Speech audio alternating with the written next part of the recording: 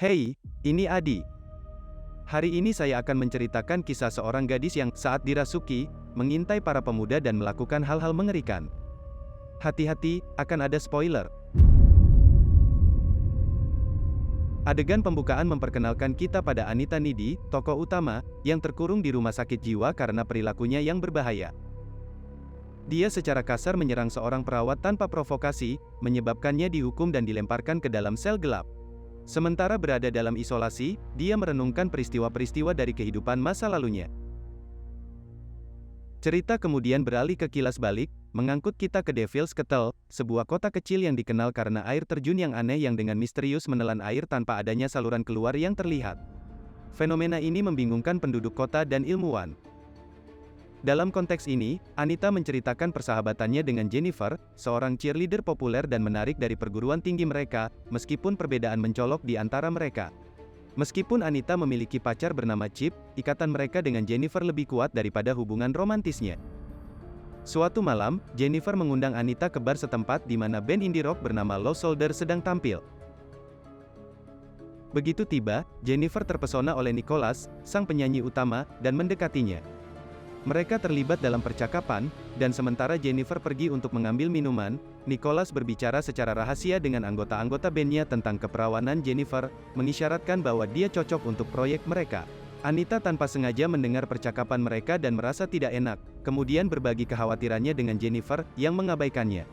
Band tersebut memulai pertunjukan mereka, dan semua orang mulai menikmati musiknya. Namun, korsleting listrik tiba-tiba memicu kebakaran yang dengan cepat melanda bar tersebut, menyebabkan kepanikan dan kekacauan. Di tengah keributan tersebut, Anita dan Jennifer berhasil melarikan diri melalui jendela kamar mandi, memastikan keselamatan mereka. Untuk kejutan Anita, anggota band Low Soldier sudah berada di luar bar, seolah-olah tidak terpengaruh oleh kebakaran. Mereka terlibat dalam percakapan santai, dan tiba-tiba, Nicholas mengundang Jennifer untuk bergabung dengan mereka.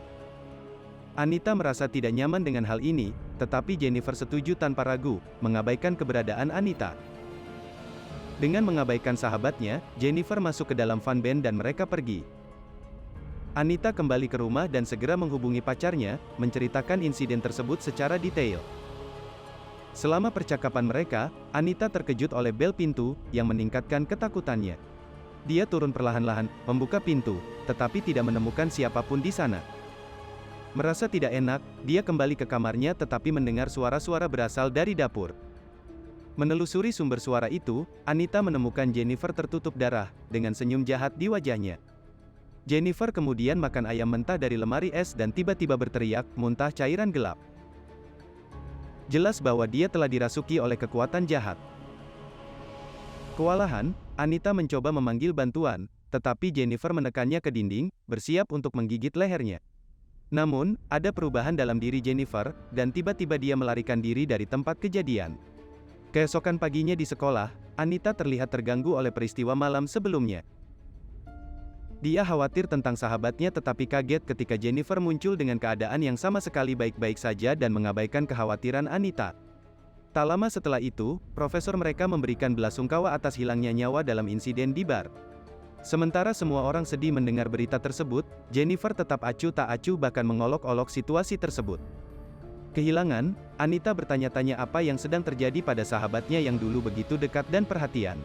Mengenali hubungan antara perilaku aneh Jennifer dan Ben Low Soldier, Anita mengutarakan kepada Chip, mengungkapkan segalanya tentang Jennifer, termasuk transformasi jahatnya. Sementara itu, Jennifer mendekati Jonas, kapten tim sepak bola perguruan tinggi, yang sedang berduka atas kehilangan sahabatnya dalam kebakaran.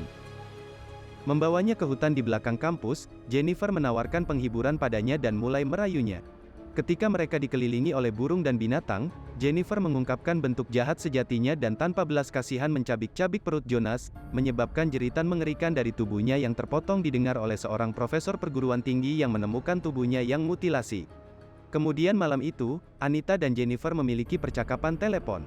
Anita masih terbayang oleh peristiwa-peristiwa baru-baru ini, tetapi Jennifer mendesaknya untuk melepaskan, bersikeras bahwa hidup terlalu singkat untuk merenungkan hal-hal seperti itu. Selama percakapan mereka, Jennifer dengan sengaja membakar lidahnya dengan korek api, namun dia tetap tidak terluka. Tiba-tiba, Anita menerima panggilan yang menggemparkan dari pacarnya, memberitahu dia tentang pembunuhan Jonas dan semakin meningkatkan kekhawatirannya. Sementara itu, Law Soldier memanfaatkan desas-desus palsu tentang kepahlawan mereka selama kebakaran, mendapatkan popularitas yang luas. Mereka menerima banyak permintaan untuk konser, dan penampilan amal di sebuah sekolah setempat dikonfirmasi. Film kemudian melompat ke depan 1 bulan. Penduduk setempat, termasuk Anita, secara bertahap menemukan penghiburan dan mampu tersenyum lagi, melanjutkan dari insiden tragis tersebut. Namun, Jennifer terlihat lemah, lelah, dan kurang sehat. Suatu hari, setelah kelas, saat Jennifer dan Anita berjalan di lorong, seorang teman sekelas bernama Colin mengajak Jennifer kencan. Kejutan, Jennifer menerima undangan tersebut dan mengirimkan alamatnya kepada Colin, mengundangnya ke tempatnya.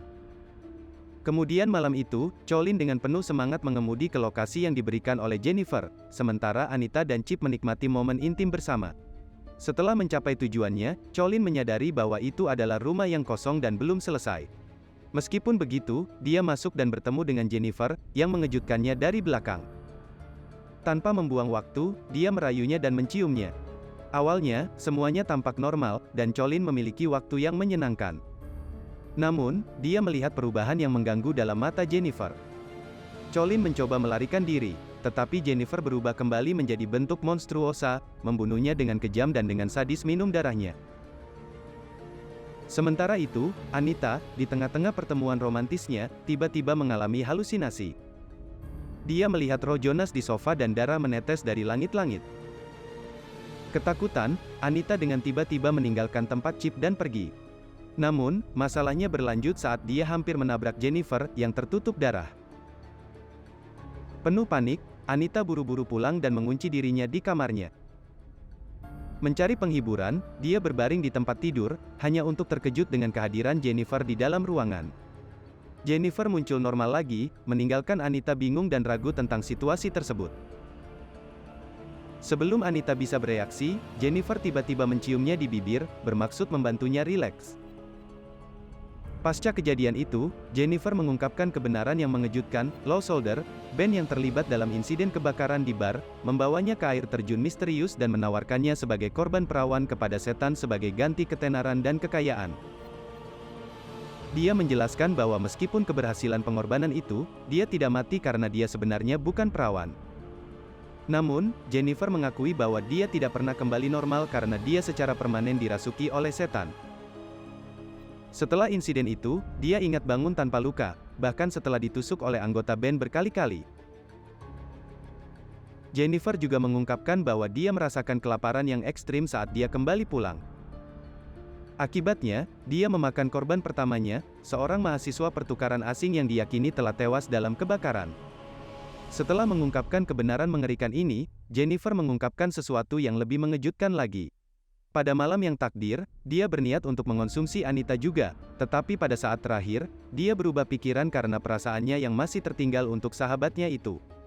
Jennifer menjelaskan bahwa setelah makan, dia mendapatkan kekuatan ekstra dan bisa menderita hampir setiap luka tanpa merasakan sakit. Untuk membuktikannya, dia dengan sengaja memotong tangannya, menciptakan luka yang signifikan yang ajaib sembuh dalam hitungan detik. Kewalahan oleh pengungkapan yang mengerikan ini, Anita meminta Jennifer untuk pergi. Jennifer mematuhi dengan melompat dari jendela lantai 2, mendarat sekitar 13 kaki di bawah. Dalam adegan berikutnya, Anita menyelidiki penelitian paranormal untuk mengungkap lebih lanjut tentang kejadian-kejadian yang tidak menyenangkan. Dia mengunjungi bagian kultus dari perpustakaan perguruan tingginya dan mencelupkan dirinya dalam buku-buku tentang ilmu gaib dan ritual setan yang melibatkan korban perawan.